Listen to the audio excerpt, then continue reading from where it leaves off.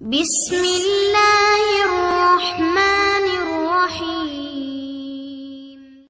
அஸ்ஸலாமு அலைக்கும் வரஹ்மத்துல்லாஹி வபரகாத்துஹு. அல்ஹம்துலில்லாஹி ரப்பில் ஆலமீன். Welcome to journey to paradise. இன்ஷால்லா இந்த வீடியோ தமிழ் பொருளோட குரான் ஓதணும்னு நினைக்கிறவங்களுக்கு ரொம்பவே யூஸ்ஃபுல்லாக இருக்கும். அல்லாஹ் சுப்ஹான தஆலா குரானில் என்ன சொல்லியிருக்கான் அப்படிங்கிறத நம்ம ஒவ்வொரு அத்தியாயங்களாக நம்ம பார்த்துட்ருக்கோம். அல்ஹம்துலில்லாஹ் 15 அத்தியாயங்கள் வரைக்கும் நம்ம ஃபுல்லாக கம்ப்ளீட் பண்ணிட்டோம். 16வது அத்தியாயத்தில் 80 வசனங்கள் வரைக்கும் நம்ம கம்ப்ளீட் பண்ணிட்டோம். ப்ரீவியஸ் வீடியோ பார்க்காதவங்க நம்ம சேனலில் ப்ளேலிஸ்ட்டில் தமிழ் குரான் இருக்குது, டிஸ்கிரிப்ஷனில் லிங்க் கொடுக்குறேன், செக் பண்ணி பாருங்கள். இன்ஷா அல்லாஹ் இந்த வீடியோவில் அத்தியாயம் 16 சூரா நஹ்ல் வசனங்கள் 81லேருந்து ஸ்டார்ட் பண்ணலாம். அளவற்ற அருளாளனும் நிகரற்ற அன்புடையவனுமாகிய அல்லாஹ்வின் திருப்பெயரால் ஆரம்பம் செய்கிறேன்.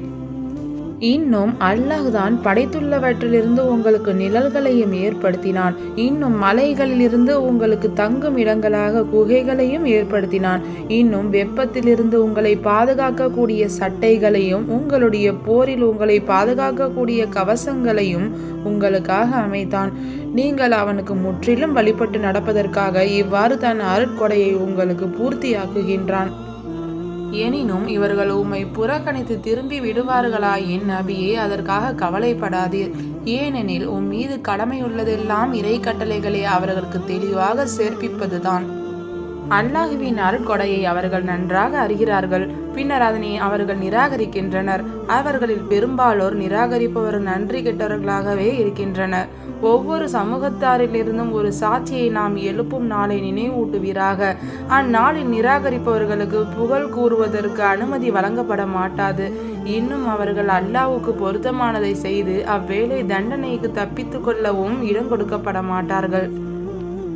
அக்கிரமக்காரர்கள் மறுமையில் வேதனையை கண்கூடாக பார்க்கும்போது தம் வேதனையை குறைக்குமாறு எவ்வளவு வேண்டினாலும் அவர்களுக்கு வேதனை லேசாக்கப்படவும் மாட்டாது. அன்றியும் அவ்வேதனை பெறுவதில் அவர்கள் தாமதப்படுத்தப்படவும் மாட்டார்கள்.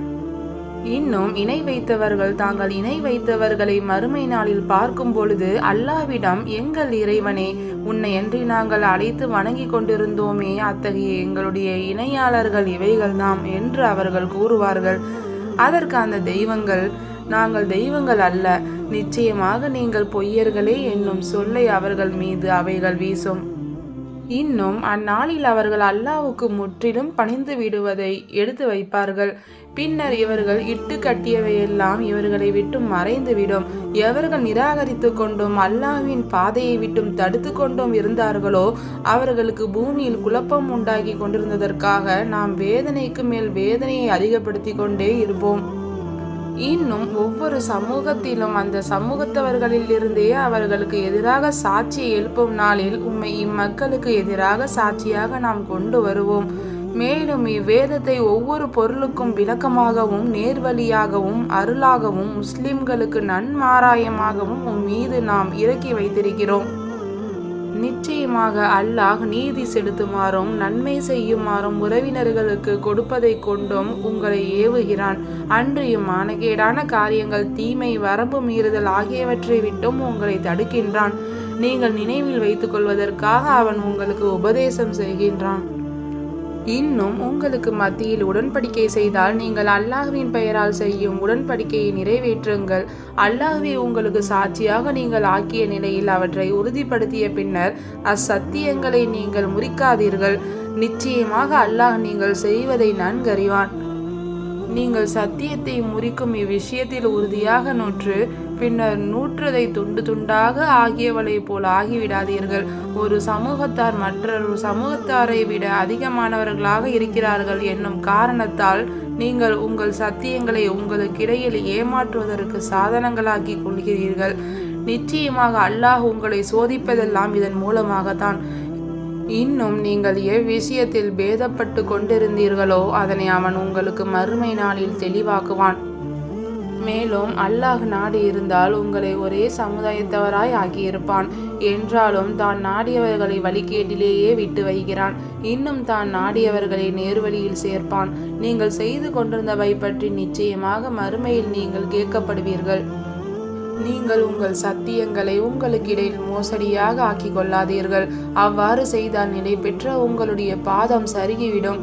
அன்றியும் நீங்கள் அல்லாஹ்வின் பாதையை விட்டு மக்களை தடுத்து கொண்டிருந்த காரணத்தால் இம்மையில் பெருந்துன்பத்தை அனுபவிக்க நேரிடும்.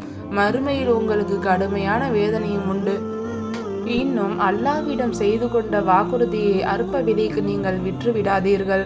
நீங்கள் அறிந்தவர்களாக இருப்பின் அல்லாஹ்விடம் இருப்பதுதான் உங்களுக்கு மிகவும் மேலானதாக இருக்கும். உங்களிடம் இருப்பவையெல்லாம் தீர்ந்துவிடும். அல்லாஹ்விடம் இருப்பதே அழியாது, என்றென்றும் நிலைத்திருக்கும். பொறுமையை கடைபிடித்தவர்களுக்கு அவர்கள் செய்து கொண்டிருந்தவற்றிலிருந்து மிகவும் அழகான கூலியை நிச்சயமாக நாம் கொடுப்போம். ஆணாயினும் பெண்ணாயினும் அவர் நம்பிக்கையாளராக இருக்கும் நிலையில் இருந்து யார் சன்மார்க்கத்திற்கு இணக்கமான நற்செயல்களை செய்தாலும் நிச்சயமாக நாம் அவர்களை உலகில் மனமிக்க தூய வாழ்க்கையில் வாழ செய்வோம். இன்னும் மறுமையில் அவர்களுக்கு அவர்கள் செய்து கொண்டிருந்தவற்றிலிருந்து மிகவும் அழகான கூலியை நிச்சயமாக நாம் கொடுப்போம். மேலும் நபியே, நீர் குரானை ஓதுவீராயின் முன்னதாக விரட்டப்பட்ட சைத்தானை விட்டு அல்லாஹ்விடம் பாதுகாவல் தேடிக்கொள்வீராக. எவர்கள் நம்பிக்கை கொண்டு இறைவனை முற்றிலும் சார்ந்திருக்கிறார்களோ அவர்கள் மீது நிச்சயமாக சைத்தானாகிய அவனுக்கு எவ்வித அதிகாரமும் இல்லை. திடனாக அவனுடைய அதிகாரம் எல்லாம் அவனை காரிய கர்த்தனாக்கி கொள்கிறவர்கள் மீதும் அவனுக்கு இணை வைத்தார்களே அவர்கள் மீதும் தான் செல்லும். அல்ஹம்துலில்லாஹ், இந்த வீடியோவில் 100 வசனங்கள் வரைக்கும் பார்த்தோம். இன்ஷா அல்லாஹ் இதனை தொடர்ந்து நெக்ஸ்ட் வீடியோவில் பார்க்கலாம். அஸ்ஸலாமு அலைக்கும் வரஹ்மத்துல்லாஹி வபரகாத்துஹு.